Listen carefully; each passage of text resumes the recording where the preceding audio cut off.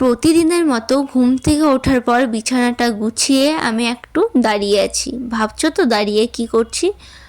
আসলে ঝাঁটা হাতে দাঁড়িয়ে আছি গাইজ, কারণ ঘরটা ঝাড়ু দেবো।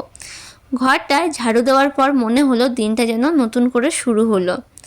তারপর ঠাকুর ঘর থেকে ডাক পড়লো। কেন বলো তো? অবভিয়াসলি প্রসাদ খেতে। প্রসাদ খাওয়ার পর না অটোমেটিকলি একটা পজিটিভ ভাইবস অন হয়ে যায়।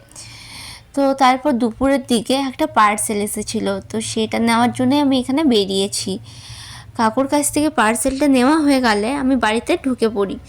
অবশ্য বাড়ির দুয়ারেই পার্সেলটা রিসিভ করেছিলাম। তারপর টুকিটাকি কিছু কাজ সেরে দেখি সবাই পড়তে এসেছে, তো ওদের আমি পড়াচ্ছি।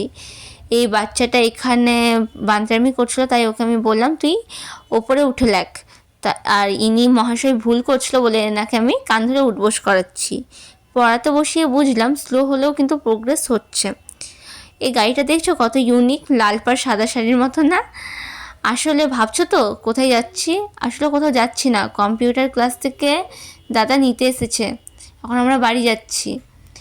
আর এখানে অনেক ইউনিক গাড়ি দেখেছিলাম সেদিন আমরা। দেখছো এই গাড়িটার আবার দরজাই নেই, কিন্তু সব কিছু আর ভিডিও করা যায়নি। তো এগুলো এনজয় করতে করতেই আমরা যাচ্ছি। না না, বাড়ি নয়, এখন যাচ্ছি বাজার।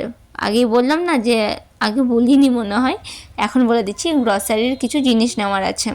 তো দাদা এই দোকান থেকেই নেয়, তো সে মতো দোকানে আমরা এসে বসে পড়ি আমি। আর দাদা এখানে দোকানিকে সব বলছে আমাদের কি কি লাগবে।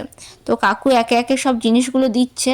এখনও অনেক টাইম গাইস, এখানে অনেক সময় লেগেছিলো। তো তারপর আর কিছু ভিডিও করা হয়নি, কারণ এতগুলো তুলে নেওয়ার পর প্রবলেম হচ্ছিলো, কারণ আমরা বাইকে গেছিলাম, কার নিয়ে যাইনি সেজন্য। আর এখানে আমি শুয়ে শুয়ে কী ভাবছি আমার এখন নিজেই মনে পড়ছে না। আসলে একাকিত্ব হচ্ছে একটা নেশা, আর আমি সেই নেশায় নেশাগ্রস্ত। তো আজ এ পর্যন্ত, এটা